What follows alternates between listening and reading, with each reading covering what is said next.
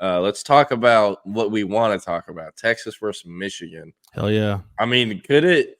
If you are someone who pulls for Texas, roots the Longhorns, could it have gone any better? I mean, seriously, the only thing you can ask for at this point, maybe an Arch Manning series or something. That's about it. Because I don't feel like it could have gone better in Michigan, and they beat Michigan worse than I've seen anyone beat Michigan since I don't know when. So Yeah. I always, anytime Texas is in a big game like this, I felt this way for the Bama game last year.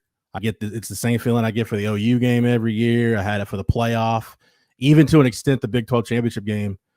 That first drive, I'm like, okay, I think I know how this is going to go, but let's settle in and see if what happens. And it was pretty clear from that first drive. I'm like, Texas looks bigger than Michigan. Texas looks faster than Michigan. Texas straight up just looks better than Michigan. And I thought there was a Grand Canyon-sized gap between the quarterbacks in this game.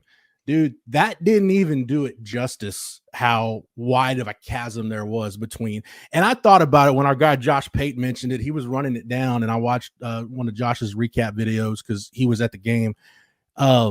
He said Texas has 3 quarterbacks on scholarship, better than anything Michigan was going to roll out. I started if Trey Owens was at Michigan, he's starting that game because he's clearly the best option that they have. And the fact that Texas, basically the only reason they didn't score on the opening drive was because they shot their own foot off. I mean, they were able to overcome a couple false starts. I didn't personally think the hold on Cam Williams was a hold because as an offensive lineman, what are you taught to do if you're going to get called for a hold is when you do what? When you get your hands outside. He had his hands inside the whole time. I just thought it was good. Sart in the press conference said he thought it was a good block. He'd go back and check the tape. But at the end of the day, they shot their own foot off on that first drive and scored on their next 4. And, man, I was just so impressed, not with the fact that Texas dominated Michigan, the way they did it. Like, even, I mentioned, and somebody gave me a little bit of grief on the board, like, hey, it didn't look like Texas was afraid. They didn't just run at Michigan. Go back and watch that drive that ends with the Jarrett Gibson touchdown. Dude, they had no compunction running the ball on Michigan and run it right at them. And there were times, man, short yardage, you'd be stupid if you just ran right at Michigan the whole game. But in short yardage, there's going to be some times where, hey, you had to have your backs get behind their pads, O-line try to get leverage and get those 2 or 3 yards that you need. Man, they were really good running the ball in short yardage. Gibson, I think at this point, Jordan probably should be their go-to back in the red zone and in short yardage situations. Not that Jaden Blue can't do that, but I think that's a nice role for Gibson. And honestly, man, just the way the Texas offensive line imposed their will was it was beautiful. I actually texted my high school offensive line coach. Like there's nothing. I'm not gonna say nothing on the short list of things that are gonna get me really excited watching a football game is a pulling center, not just getting to the second level, getting to the third level and getting a piece of a safety leading his running back into the end zone for a touchdown, which is what Jake Majors did on that Gibbs touchdown run. So I just thought the way Texas imposed their will, that Michigan offensive line, Jordan, I think they're going to be good, but they weren't ready for the speed that Texas put on the field. And we talked about it all week. With Michigan, it was the size and strength and at points the experience, but that was the one thing. That was why I felt comfortable picking Texas to win the game. I just thought, man, as much as Michigan is missing from last year, I just don't think they've got the experience or the man-for-man athleticism to be able to handle Texas speed. I mean, Texas might be the fastest team in the country. And I don't say that facetiously. Like, I really mean that. Texas might be the fastest team in the country. So all that, Jordan, again, it wasn't the ass kicking per se. It was the way in which it was administered that was most impressive to me. Yeah, no, and yeah, I mean, top to bottom, it was an ass whooping. And for our roundtable last night, we had to pick something that we wanted to see Texas work on or improve on, or something they had room to improve on. After the Michigan game, and I went with the pass rush. Yes, only got 1 sack with Colin Simmons versus Michigan, but I mean, they were consistently pressuring him. They just weren't really turning it into sacks. Yeah. I think Michigan also did a good job of getting the ball out quick and scheming against that. But I mean, it was clear by the end of their first series on offense that wasn't even close to the O-line they rolled out last year. It wasn't. No. And in terms of pass pro, run pro, any of that. So, I mean, yeah, and it felt like I was just nitpicking at that point. They're going to get home. They're going to get more sacks versus other teams. But I mean, man, that it really did feel hard to nitpick on something after that game with just how it went. It didn't feel like at any point during the game it was Michigan's to lose or anything like that. So, I mean, yeah, and how about Eric Henry's guy, Gunnar Helm, the career day? I mean, he basically cemented himself as an NFL draft pick in April with his performance this weekend. Because his prowess as a blocker has been there from day one. I don't think we worried about that at all, about him being willing, maybe clean up some technique things, but he's been there as a blocker. The fact that he showed ability to run after the catch, the fact that he's able to run routes and, kind of run to daylight, that's the part of his game that I didn't know if he had it or not, because he's been paired with Jatavian Sanders. He hasn't had to use it. Like, they haven't needed him to be that guy. But now that he is, I mean, I can't tell you how many snaps Amari Niblack played Juan Davis played, and I don't think it mattered. It didn't matter because they pretty much did whatever they want with. And that's the thing, man. Sark in these big games, the one thing that I like about what he does, and I think he may have overthought it a little bit in the Sugar Bowl, but eventually kind of got there. In these big games, his game plan is basically going to be to hunt matchups. Like, where do we match up the best? And the fact that he felt like, hey, Gunnar Helm against either the Michigan linebackers or safeties, that's based on how you leverage your formation and the route combinations.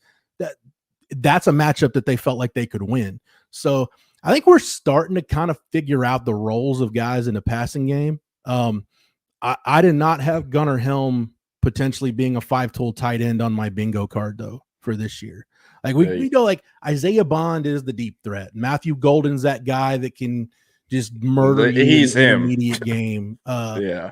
I still don't think we really know what Silas Bolden is. Jonte Cook seems like and he and Ryan Wingo both are kind of the screen, short area, run after catch guys. But, like I said, and we know Jaden Blue is really good in the pass game. Trey Wisner can do. By the way, I guess Trey Wisner is gonna go by Quintravian from now on. So we gotta make sure it's the Quintravian. I'm still gonna call him Trey, but Mama named him Quintravian, so everybody has to call him Quintravian. At any rate, he can go in the pass game. But yeah, like I said, you're telling me Gunnar Helm can be a legit weapon on this offense, then I don't know that this offense has a ceiling. Honestly, I don't know that they do. Yeah, and I mean, Jake CB said in the chat, Jake Majors had himself a great day too, especially on that center polling play like you'd mentioned earlier. Yeah, this is important. I want you to bring up Jose's post. Jose, always appreciate your contributions. This one? Yeah, he said, I listened to a Michigan podcast that is actually good, and they said they hadn't seen guys as big as Texas has on the O-line ever. The most physically imposing team they've seen in person. Keep in mind, that Michigan fan base is a fan base that just won a national championship last year, that played Alabama in the playoff, that's played Georgia in the playoff, and they play Ohio State every year. So that gives you an idea of what Texas is working with this year in the trenches. Yep. Speaking of another Quintravian Ewers, SEC Player of the Week, Manning Award Star of the Week, Senior Bowl Player of the Week. That, Jordan, I don't know if it's the best game he's played as a Longhorn, but it was the most impressive to me, just because of he's adding the stuff now that we talked about in the offseason. If he can add XYZ, it takes him from being a really good quarterback to being an elite quarterback and a guy that's going to be a top of the first round type guy. The anticipation, his pocket presence, his awareness, his ability to move to the right places to escape pressure. Everybody just talks about stepping up in the pocket. No, you've got to have a feel for it and know when to step up, when you need to bail, whatever the case is. And honestly, like I felt like the play I was most impressed with, and it shows week to week growth, when he tried to force that ball in the Colorado State game, it ends up getting tipped and intercepted. The Burt Auburn field goal drive where he's kind of rolling and then realize, hey, nothing's there. I'm just going to throw it in the end zone at someone's feet. And hey, we're at least going to get 3 out of this drive. Mm-hmm. That's when you're on the road in a big game, that's the kind of play you need to make. Just live to fight another down, bring the kicker in here, let him do his thing. And you're still in a drive with a kick, which should always be the goal of the offense, end every drive with a kick, be it PAT, field goal, or punt in some cases. But at the end of the day, man, I just felt like he is so in sync with this offense in terms of basically being an extension of Sark on the field, that this is when Sark's offenses are at their best, when he's got a quarterback that's really dialed in with what he wants to do. This team is special. This team is special. And I don't know how good Michigan's going to be this year, but I know that Texas team is really damn good. And 31-12 to go into the big house and win like that by 19 points is impressive. Dude, it felt like it was like 51-12 just by the way Texas dominated that game. Yeah. Even though, Texas won by 19, the score felt closer than the game was. And I had 3 points. One, back to Gunnar Helm. I talked to my dad a little bit this past weekend before the game, and he was like, he's going to have a big game. And he's like, just think about it. If you're a defense, that is the last guy you're worried about on offense for Texas, right? Because any of the 2 to 3 receivers on the field, another tight end on the field. Yeah, like Amari Niblack is way more threatening and looks more threatening than Gunnar Helm does, at least from an athletic standpoint as well. And he's more explosive. But if that's the 6th guy you have to worry about on the field, or 5th guy, he's going to get open. And he was wide-ass open on some of those, right? Which brings me to my point on Quinn. I thought Quinn was great, and I agree with Fozzie Wazzie. I think top to bottom, that's probably the most complete game he's played at Texas up to this point. I think that's fair to say. But what I will say, outside of a few throws, the rolling left throw to Matthew Golden in the end zone, and a few others where he fit into some windows, he really wasn't asked to make a ton of crazy throws. Sark just had these dudes wide ass open. So the one though, what I thought was his most important throw of the game, though, Jordan, was the third play when they got in the 3rd and 11. Yeah, and they just sent Isaiah Bond deep, and he put it right where it needed to be. That's hard to do. Outside of like I know, but outside like a few select handfuls, I felt like a lot of the throws, the guy was just wide ass open. He was running after the catch, and that's props to Quinn for hitting him. He was accurate as hell all day. But props to Sark for opening it up, because again, it felt like half the time a receiver was catching the ball, he had at least 5 more yards to run after the catch. That comes down to scheme and the play calling. But so this is, I don't know. And hey, did we or did we not tell you all off season that this is a more talented team than last year, at least on paper, that they just got to put it together? Yeah, top to bottom. I know it's faster. It's a faster team. And, I know I've got to go here in a minute, but another thing that I like, you got the defense is forcing turnovers now. Like, we talk about no sacks, but they're forcing turnovers. Like, you've got dudes that are ball hawks. Like, Jahdae Barron had the fumble recovery, Makuba with an interception. The only one of those throws the only one of those plays that I thought was a gimme was the intercept. And I would say the interception that Derek Williams had, but that was like, he made a nice play. Yeah. It was just, I don't know that Colson Loveland and Davis Warren were not on the same page, where I guess he thought he was going to snap the route off, and he never did. And basically Derek Williams was the intended receiver. And even then he had to go to the ground to get it. But at any rate, man, I was just so impressed with the Texas defense, man. Michigan's running game was, they did exactly what they needed to do. We talked about, did I not say on Friday that, hey, if I'm Sark, I take the ball first try to get myself that extra possession in the first half, just do whatever I can to get that lead and make Michigan play from behind. It didn't work out, but I love the thought process. Sark said, hey, we wanted the wind at our back in the fourth quarter, which made sense, but I'm going to toot my own horn because I'm, blind squirrels and nuts and whatnot. I get one right every now and then. So I'll pat myself on the back for that. But man, they took Michigan's running game out of it, Jordan. Like after that one drive Michigan had where they ran the ball a little bit, the field goal drive that they had. I was surprised they didn't use Alex Orji more.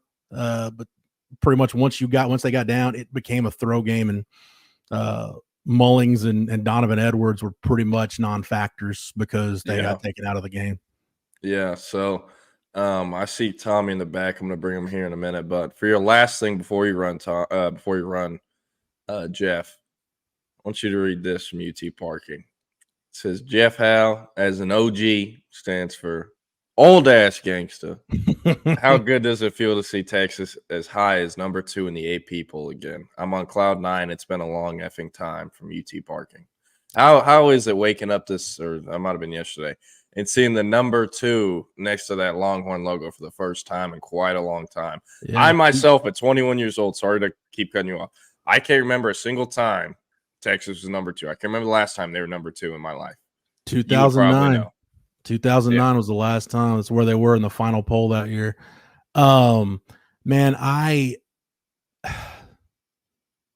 enjoying it. I don't really feel for Michigan fans because you just won a national championship, but where some of these, like where Florida State fans are right now and where some of these other fan bases are, I've been there, and it sucks. And it sucks really bad. And it's like once you get that taken away from you and then you get it back, because trust me, even though we're supposed to be impartial and we're media members, dude, I don't want to cover a team that sucks, that has no chance to win on Saturday. This is a lot better. So, man, it almost makes those Charlie Strong years and the Tom Herman years and the end of Mac and 5 and 7, it makes it almost worth it. I said almost. Makes it almost worth it. But yeah, it's a lot of fun. And dude, if you're a Texas fan, just don't take it for granted. That's all I'll say. Can you tell who's sponsoring today's video? This video is brought to you by Underdog Fantasy. Underdog Fantasy is the best and easiest place to play fantasy sports. With daily and season-long contests, Underdog Fantasy gives you more ways to win than anyone else. Sign up today using promo code TSU to claim your special pick, plus a first-time deposit offer up to $250 in bonus cash. It's Underdog Fantasy, the best way to fantasy.